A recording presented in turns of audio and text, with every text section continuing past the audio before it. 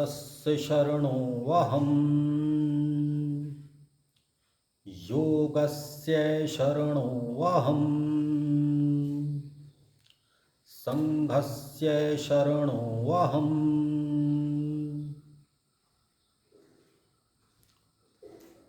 इस मंत्र का अर्थ है, मैं आनंद स्वरूप ईश्वर की शरण में हूँ। मैं ईश्वर की योग सामर्थ्य की शरण में हूँ, जिससे ईश्वर ने इस सृष्टि उत्पन्न की, इसका पालन और नियंत्रण करता है और अंत में इसे समाप्त भी करता है। मैं ईश्वर का अनुकरण करने वाले महापुरुषों की शरण में हूँ। नमस्कार, मैं विश्व योग परिषद से कुलदीप मुनि। विश्व योग परिषद से जुड़े हुए देवियों सज्जनों, ईश्वर आप सब पर कृपा करे।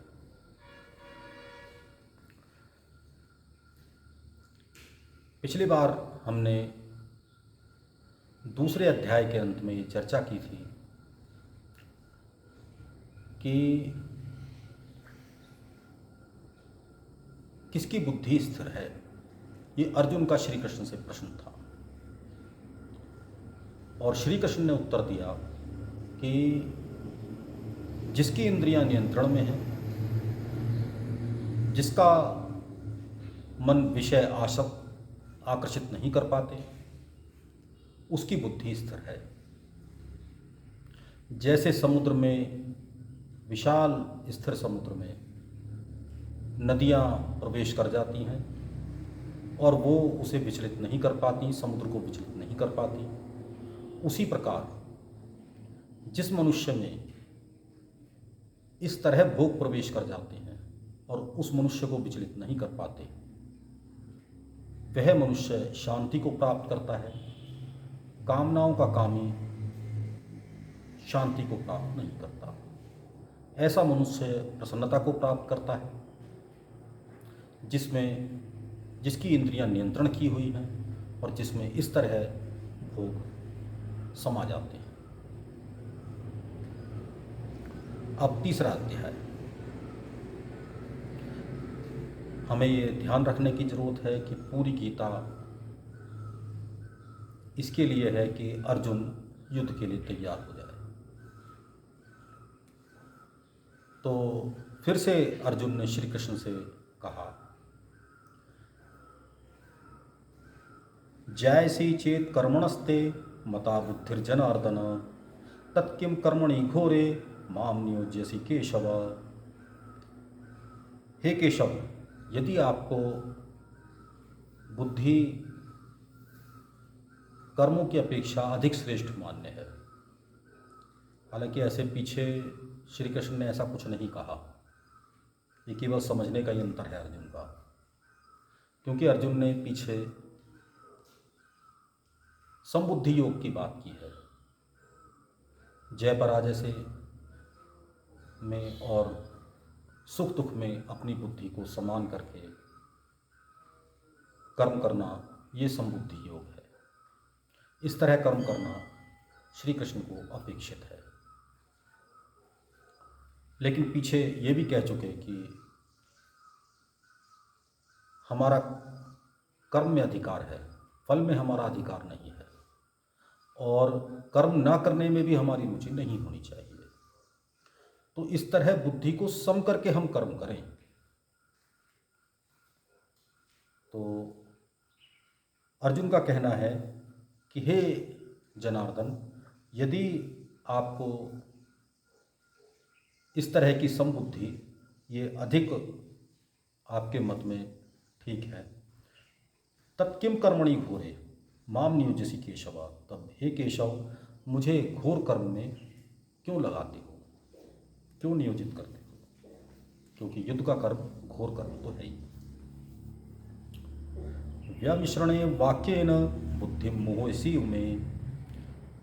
हे केशव, मेरी बुद्धि मिले जुले से वाक्यों से मोहित हो रही है। तदेकम वद निश्चित्य येन श्रेयो अहम आपनुयाम।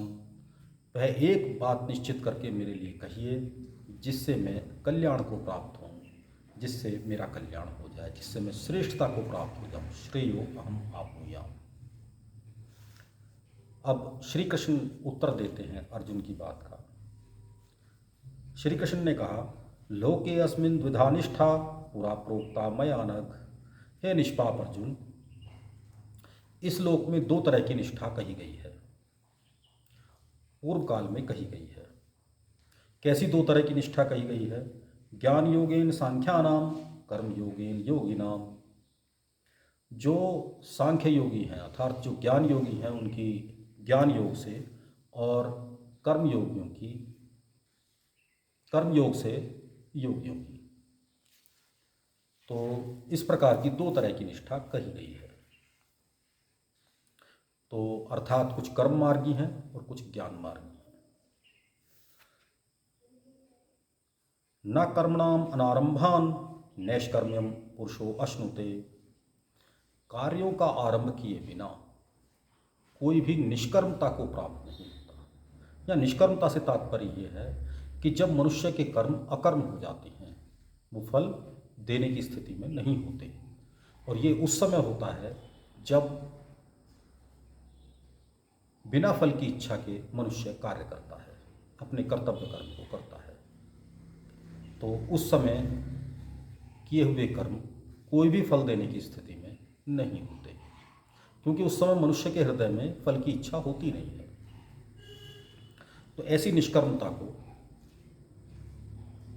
जब फल जो है, कर्मों के फल देने की स्थिति में कर्म नहीं होते, तो ऐसी नैष्कर्म स्थिति को मनुष्य बिना कर्म किए प्राप्त नहीं कर सकता। उसे फल की इच्छा के बिना कर्म करना ही होता है। न च संन्यसनादेव सिद्धिम समधिगच्छति। और केवल कर्म त्याग मात्र से, केवल संन्यास से कोई भी सिद्धि को प्राप्त नहीं करता, कोई भी ईश्वर को प्राप्त नहीं कर लेता, कोई भी सफलता को प्राप्त नहीं करता। न ही कश्चित् क्षणमपि जातु तिष्ठति अकर्मकृत। तो न ही वैसे भी कि मनुष्य कर्म किए बिना नहीं रह सकता, वो हर क्षण कुछ ना कुछ कर्म करता ही है। सांस लेता है जीवन के लिए, देखता है, सुनता है, तो अपने आप कर्मों का क्रम चलता रहता है। कार्यते ही अवश्य कर्म सर्वः प्रकृतिर्जय गुण ही।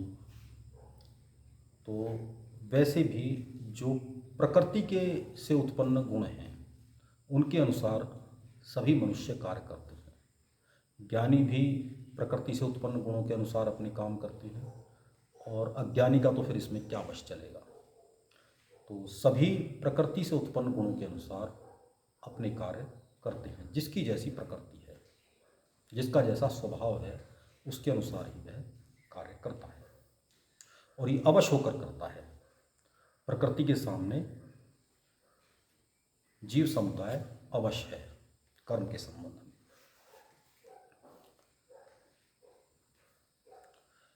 कर्मेंद्रियाणि संयम्य ये आस्ते मनसा स्मरण। जो मनुष्य कर्मेंद्रियों को संयम में रखकर और मन से भोगों का चिंतन करता रहता है, ऐसे मनुष्य के बारे में कहते हैं, इंद्रियाणि इंद्रियार्थान विमूढ़ात्मा मिथ्याचारा स उच्यते। तो जो इस तरह इंद्रिय अर्थों को अर्थात विषयों का इस तरह चिंतन करता रहता है और केवल इंद्रियों को वश में रखता है, तो वह मिथ्याचारी है, वो झूठे आचरण वाला है। ऐसे मनुष्य को श्री कृष्ण ने अच्छा नहीं बताया। यस्तु इंद्रियाणि मनसा नियम्य आरभते अर्जुन। इसलिए हे अर्जुन, तो इंद्रियों को और मन को नियंत्रण में रख। मन से इंद्रियों को नियंत्रण में रख, मन को भी नियंत्रण में रख। कर्मेंद्रियैः कर्मयोगम असक्ता स विशिष्यते। वह मनुष्य विशेष है, वह मनुष्य श्रेष्ठ है जो आसक्ति रहित होकर अपनी कर्मेंद्रियों से कर्तव्य कर्म का आचरण करता है, कर्मयोग का आचरण करता है, वह मनुष्य श्रेष्ठ है। नियतम कुरु कर्म त्वं कर्म ज्यायो हि अकर्मणः। जो कर्तव्य कर्म है उनको हमें करना चाहिए। नियतम कुरु कर्म, एक अर्जुन अपने जो कर्तव्य कर्म है उनको कर, क्योंकि कर्म ना करने से कर्म करना श्रेष्ठ है। कर्म ज्यायो हि अकर्मण, कर्म ना करने से कर्म करना श्रेष्ठ है। शरीर यात्रा पिचैते न प्रसिद्धियेत अकर्मणः। और कर्म ना करने से तेरी शरीर यात्रा भी सफल नहीं होगी, क्योंकि शरीर बिना कर्म किए नहीं चलेगा। कर्म करने से हमको भोजन आदि की उपलब्धि होती है, शरीर भी स्वस्थ रहता है। तो कर्म करना मनुष्य जीवन में ये स्वाभाविक है, सभी जीवों के लिए स्वाभाविक है। यज्ञ अर्थात कर्मणो अन्यत्र लोकोऽयं कर्म बंधनः। जो यज्ञ के लिए कर्म है, इससे अलग कर्म करना, ये इस लोक में बंधन का कारण है। जो यज्ञ के लिए कर्म है वो बंधन का कारण नहीं है। यज्ञ के लिए कर्म का अर्थ है लोक कल्याण के लिए कर्म करना, और जो कर्तव्य कर्म है वो भी यज्ञ कर्म में ही आते हैं। तो यहाँ श्री कृष्ण ने कहा है कि यज्ञ के लिए कर्म करना ये बिल्कुल ठीक है और हमें करना ही चाहिए, ये हमारा कर्तव्य है। और जो इससे अलग कर्म है, जो कर्तव्य कर्म नहीं है, उनको करना बंधन का कारण है। तदर्थम कर्म कौन्तेय, हे कुंती पुत्र, उस यज्ञ के लिए कर्म कर, वो कर्तव्य कर्म कर।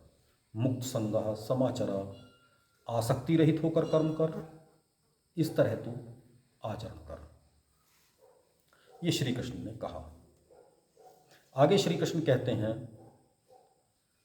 सह यज्ञः प्रजा सृष्ट्वा पुरो उवाच प्रजापति। प्रजापति ने पूर्व काल में यज्ञ सहित प्रजा को रचकर कहा। तो पूर्व काल में प्रजापति ने जब प्रजा को और यज्ञ को रचा, उत्पन्न किया, तब कहा, क्या कहा? अनेन प्रस्विष्वध्वम एषः, अनेन प्रस्विष्वध्वम एषा वो अस्तिविष्ट काम दुख।